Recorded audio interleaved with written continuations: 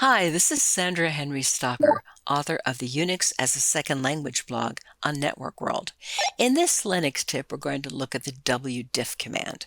The wdiff command displays the content of compared files, showing one copy if the files are identical. If they're different, it marks the differences using brackets. So here's an example.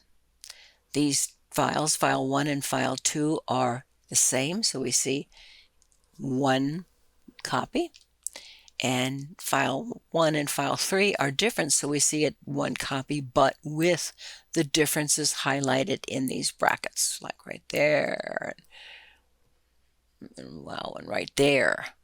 Well, that is your Linux tip for the wdiff command. If you have questions or would like to suggest a topic, please add a comment below. And don't forget to subscribe to the IDG Tech Talk channel on YouTube. If you like this video, please hit the like and share buttons. For more Linux tips, be sure to follow us on Facebook, YouTube, and networkworld.com.